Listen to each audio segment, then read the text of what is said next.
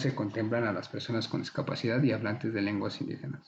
O sea, que no toman en cuenta en el programa de educación a los niños que no que tienen discapacidad y no tienen capacidad como para comprender tan fácil eh, las clases, los temas a desarrollar. O sea, el programa solo dice pues, para personas normales, ¿no? Porque los que son discapacitados no sabemos cómo lidiar con ellos.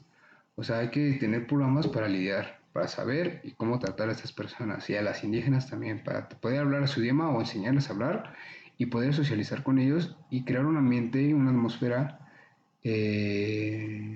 sana entre los alumnos eh, de habla indígena y también los que tengan discapacidades con los otros alumnos, para que sepan relacionarse, que tengan, que sepan insertar a esa gente con la educación en los programas, para que no se queden atrás. En la educación primaria indígena hay 21.8 alumnos por cada docente. O sea, ni un, ni 22, 21.8, o sea, un enanito. Y pues son pocos. Ok. O sea, aquí son menos de los que se ven los alumnos, ¿no? Que son 34 y tendrían que ser 13 por cada alumno y aquí son 21 por docente. Está bajo. Faltan docentes preparados para estos jóvenes. El 36.2 de los profesores de primaria indígena no cuentan con programa de estudio. O sea, los profesores pueden llegar y hablar con sus alumnos y decir, no, pues hoy vamos a aprender de geografía y también sobre anime, porque no sé qué viene en el programa. O sea, el programa, no tengo ni programa, entonces hay que aprender historia y solo un rato, ¿va? Benito Juárez, ¿no? O sea, fue un presidente chaparrín. O sea, ni los profesores saben que van a dar de aprendizaje a los alumnos que son, que están excluidos de la sociedad, que son los de las culturas indígenas. Ellos necesitan más también atención y prioridad. En las comunidades rurales, 6 de cada 10 alumnos de 15 a 17 años se encuentran viviendo aislados y sin escuelas cercanas. Sí, lo mismo que voy. La distancia entre la escuela y los jóvenes, muchos pueden vivir en un pueblo a media hora y hasta una hora y se quieren trasladar porque tienen necesidad. Pero pues en ese pueblo puede haber una escuela, pero íntegra, completa para esos alumnos. Pero pues al gobierno le vale. Y bueno, hay muchos puntos. Educación baja calidad. Otro de los factores determinantes en el desarrollo social es la calidad educativa, con los resultados de la última prueba PISA, Programa Internacional para la Evaluación de Estudiantes. Pues esto da mucha pena porque en México siempre salimos bajos. Antes salimos altos. Y con el paso del tiempo y actualmente 2020, cada vez estamos peor. Como los cangrejitos para atrás. Eh, Observamos los saltos retos que tiene México, con una puntuación por debajo del mínimo en todas las áreas: matemáticas, ciencias, historia, geografía y comprensión lectora. En México carece la lectura. En México hay muy poca costumbre de lectura. No les enseñan en las escuelas, no les interesa si leen. No piden por lo menos que lean un libro y que en realidad lo hayan leído. No, creo que es muy importante insertarle a los niños, meterles la cultura de lectura. La lectura es mucho, casi es todo. Con una puntuación debajo de los datos y algunas cifras importantes, en la educación primaria 3 de cada 10 profesores no tienen título de estudios superiores.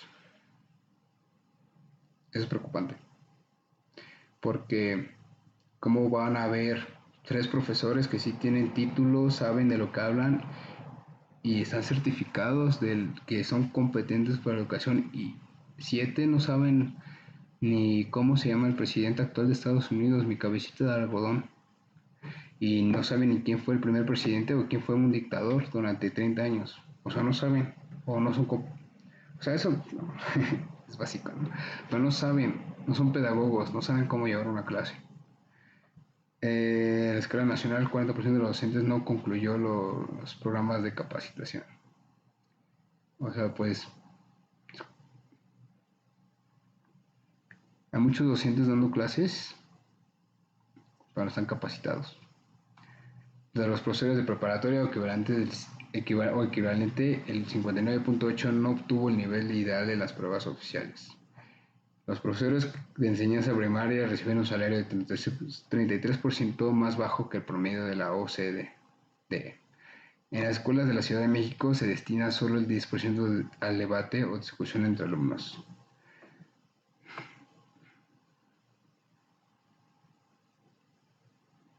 Solo el 2% del tiempo total de clases de la Ciudad de México se ocupan las tecnologías de la información y comunicación.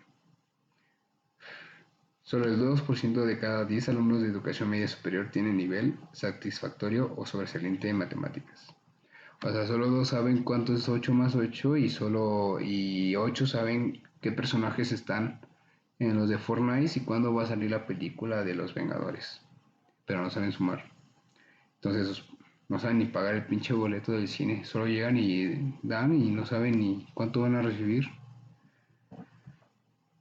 ¿Por qué es importante el ejercicio efectivo del derecho a la educación? El acceso y ejercicio efectivo del derecho a la educación está estrechamente ligado con otros derechos sociales en México. La alimentación, la salud y la no discriminación son derechos determinantes en el desempeño académico de los habitantes. Quienes gozan del derecho a la educación tienen más probabilidades de acceder a otros derechos como el trabajo, la cultura y el medio ambiente.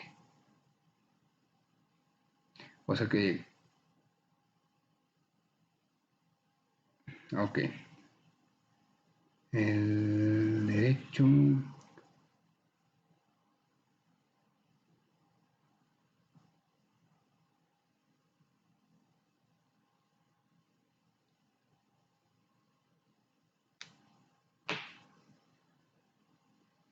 No, pues es que si tienes educación tienes las puertas abiertas, como sociales, como laborales. Si tienes la secundaria, puedes estar de barrendero y tal vez de policía, porque a ellos no les interesa qué educación tengas. Mientras que tengas brazos y patas para correr y para recibir la mordida, está bien, pero preparatoria pues también consigues un trabajo medio bien. Pero ya con universidad y carrera puedes obtener lo que tú quieras. O sea, no lo que tú quieras, solo si le echas ganas. Pero tienes otras puertas abiertas, más que otros que no tienen eh, la educación completa. De acuerdo con el Coneval, la educación es además una de las vías más efectivas para lograr cerrar brechas de desigualdad, garantizar otros derechos sociales a los grupos vulnerables. Pues, o sea, en México hay mucha desigualdad, hay clasismo y hay gente que divide. Entonces, si no sabes o no tienes una educación, pues hay brechas, hay espacios y te separan y te excluyen. Entonces, ya teniendo educación, conocimiento de las cosas y un desarrollo personal bien, puedes tener las puertas abiertas y evitar esas brechas de desigualdad. En especial en México, la educación desempeña un papel decisivo en la emancipación de la mujer, la protección de los niños contra la explotación laboral, el trabajo peligroso y la explotación sexual, la promoción de los derechos humanos y la democracia, la protección del medio ambiente y el control del crecimiento demográfico.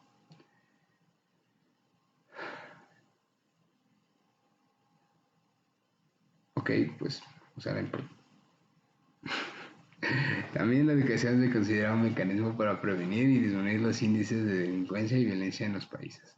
O sea, si tienes educación, normalmente los que no tienen educación y tampoco pues, no tienen metas, no tienen como aspiraciones. Y algunos sí, pero es que la gran mayoría solo no tienen educación y no tienen conocimiento de lo que hay más allá afuera, de lo que podrían ser y las posibilidades que hay. No tienen educación en cuestión de conocimiento, en cuestión de desarrollo social, no tienen educación escolar, no tienen no se enfocan en las personas que no tienen educación. Todas esas personas a veces no tienen ni dinero para alimentarse, no tienen dinero ni para ir a la escuela, no tienen dinero ni para zapatos. Entonces, a la falta de educación y a la falta de algo de escolarización y de profes que están ahí duro y duro explicándote cosas, pues muchos se dedican a trabajar o a delinquir. Es un factor de la delincuencia. Eh, las causas de la conducta delictiva involucran aspectos relacionados con la educación, el medio social, familiar y la economía. Los delincuentes en su gran mayoría son individuos físicamente normales, son como yo, chaparritos o altos, pero son iguales que nosotros. Sin embargo, lo que a ellos les falla es la formación inadecuada como persona. Gran parte, o sea, es lo que te va formando la educación y la escuela. Te va formando como persona. Y gran parte de los delincuentes provienen de sectores de población social y educativamente desfavorecidas. O sea, muchos delincuentes provienen de áreas de México subdesarrolladas, donde no tienen tanta entrada de escolaridad, de educación y oportunidades. Educativamente desfavorecidas que pueden predisponerlos a cometer actos antisociales e ilícitos. Señala que en México la deserción escolar es uno de los factores sociodemográficos determinantes de la delincuencia. Ella dice que la educación es portadora de una enseñanza invaluable. La educación te va a aportar muchas cosas para el futuro. Respeto a las personas, a los que te rodean y el conocimiento de lo que puede ser en el futuro. Posible emergencia de ciudadanos libres y solidarios. El arreglo social de acuerdo con la virtud que hace posible la emergencia de ciudadanos libres y solidarios. Conforme a este pensador, el progreso... Rousseau dijo, el progreso representa la forma para abandonar la pobreza. Así se pierde un incentivo para delinquir. Y la pobreza y la educación no inciden directamente en la violencia delictiva, pero sí actúan sobre ella, de forma indirecta mediante los delitos contra la salud. Este, Bro, quiero enfocar. estoy grabando.